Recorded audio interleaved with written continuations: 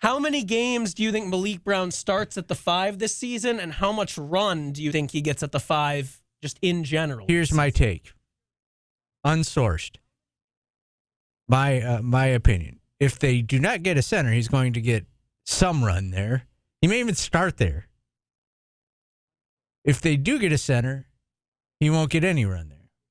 I don't see a world where Syracuse doesn't get some center from the transfer portal. I would put that at like a 0% chance. I would take 100 to 1 odds. But if they get somebody that's averaging, like, you can't go out and get another Moo. You know, you got to get somebody that can play a lot of minutes. So he's going to, depending on who they get, at this point right now, he is going to play the center. With this roster, I would say he would play some minutes there. Does he start at center over Munir? Yes. Because here's the thing, too. We know Benny's going to play. Do you agree with that, Steve? Benny's going to play the 4. Malik is really the only true 4, in my opinion, on that roster. I know some people think Benny's a prototype 4. He's a 3 in my eyes. He was a 4 by necessity, and he's going to play 4 this year. But I think he's a natural 3. I don't think there's going to be any difference between the 3 and the 4 this year. Unless Malik's on the court. Right? Because if it's Bell and Benny, they're both going to kind of be doing the same thing. Yeah. I mean, Malik's listed as 6'8". Hima's 6'11". I guess, you say if they don't add a center, is he starting? It's a good question.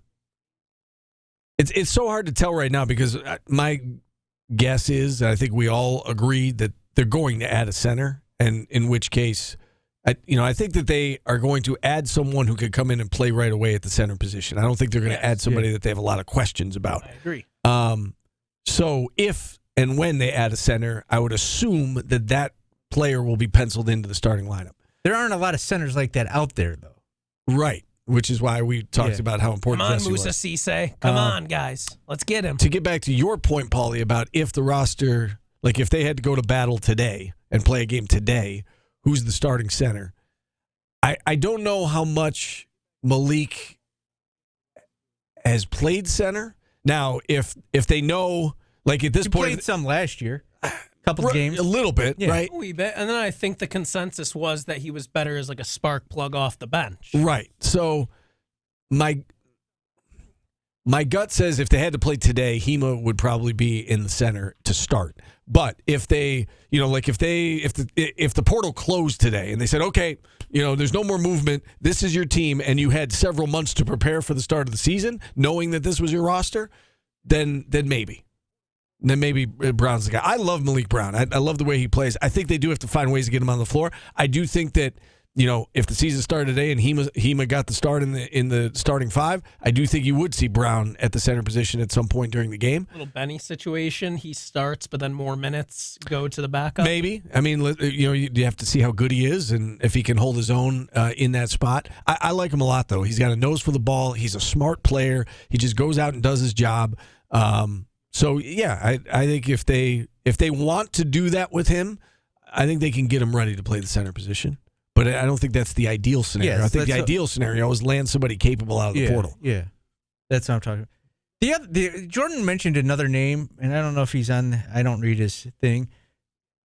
This is the fascinating one to me here is the Peter Carey situation. Yeah, because, Peter Carey redshirted last year, so he's basically a freshman again. They also brought in William Patterson, an actual freshman. If Peter Carey's going to play, which I don't know at this point, you'd think so. He's still on the team. This might sound stupid. I'm wondering if the only way to get him minutes would be to put him at the 4. Well, see, this is the interesting. If they don't have a center, you can't. He's going to have to learn. He's going to have to play center. He's going to be. He is, but if you're going to have Hema and maybe William Patterson gets in, maybe he redshirts, who knows? You assume there's going to be another guy. If they want to give Carey minutes, I feel like they're not going to be able to do that at center, assuming they bring a guy in. But see, this is the other thing. Is you got to get your sources. We don't know what they're going to do. It could be they're going to leave. They are going to leave. Brown at the 4, and the centers are going to rotate in their actual positions. They're going to actually use who they have at the center, and it may be 10 minutes each, 15 minutes each, however it breaks down. I know the math was wrong on that. If Peter Carey's getting a lot of time on this team, I think that's a problem. I think you've got a lot better options than him, based on what we've seen. Now, we've seen nothing. Now, maybe he's used his redshirt year to get bigger, stronger. What have you seen that I haven't seen? No, that's what I'm saying. Like we know the commodities that are like there are known commodities on this roster right now that I think all indications are Peter Carey is a project. Yeah, I mean, right? All we know is when he came out of high school, he was supposedly a pretty athletic guy, and both of his knees have had issues. That's what we know about him right now. That doesn't mean he can't be good, but I tend to agree with you, Steve. But again, like, if they're going to stick, if they don't, this again with the roster they have right now, if they want centers, it would probably, I would assume it would be 3 or 2 of the current centers that are going to play, right? And then by the end of the year, it may be down to just one of them. Remember, guys have until May 11th to enter the portal as well. So, I mean, maybe somebody could. If he's going to play center at Syracuse, he's got to put on a lot of weight. Yeah. And again, you can just tell that by looking at him. So, again, I'm not knocking him. I think you have better options on this team that if he's getting a lot of minutes, I don't think that's ideal. I don't think any of them are getting a lot. If it's the way it is, I don't think any of them are getting a lot of minutes until going to have your picture up in his locker. No, every day. I'm not trying. I'm not trying to be mean. Infante. I don't know. I think that I think you have to hope that he's not a key piece to the puzzle, and if he surprises you and he builds into that, great. But I think you've got better options from what we've seen. Before we get to Scooter, can I give you a quick which is more likely? Quadir Copeland was recruited as a crafty 6'6" point guard. He played forward last season. Chris Bell, we've seen that sometimes he doesn't go and get rebounds. He is an absolute sniper from deep. What do you think is more likely? We see Quadir play some point guard actually this season, or Chris Bell plays a little bit at the 2 with the backcourt stacked? I think Chris Bell could be a heck of a 2. Look, with the current lineup they have, I could see it happening. I could see Chris Bell playing the 2.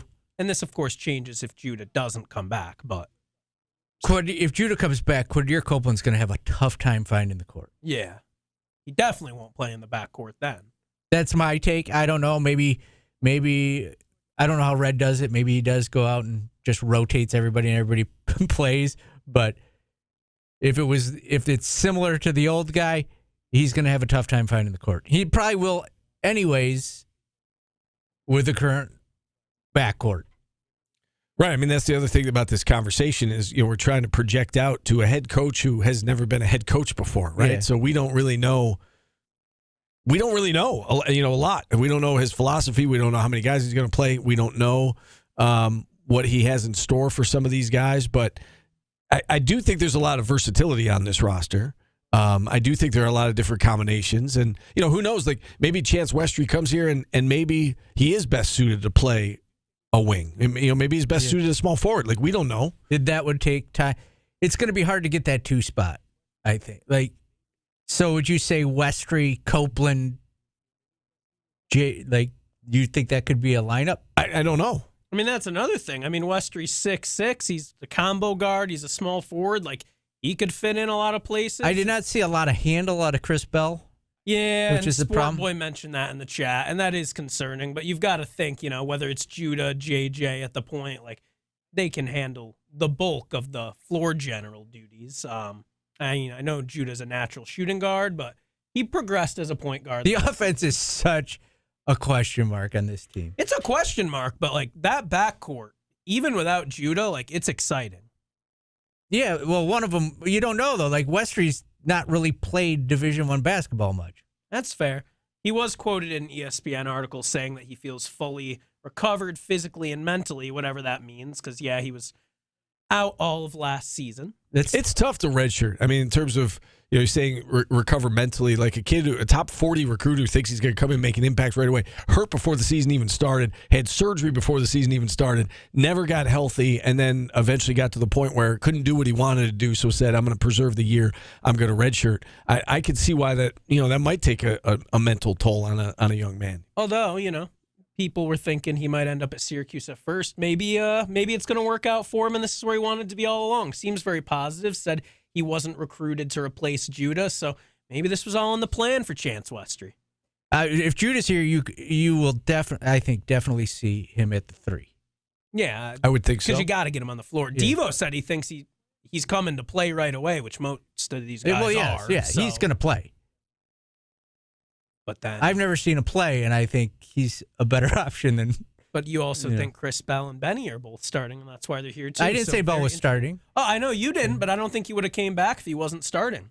And then I don't it's know like, that. what in the world do you do there? Somebody would have taken a shot on Chris Bell if he thought he could have gotten more minutes, for sure. Well, that's different than starting. Like he could still get a lot of minutes and just not start. Yeah, but he started last season, so He lost that job. If Judah doesn't come back, He then got it back. it's not an issue, right? Yeah. Now, you much prefer Judah come back. yeah, If then it- we have a different issue. Well, if Judah comes back, then you figure it out. Somebody's going to have to come off the bench, but that's not necessarily a bad thing.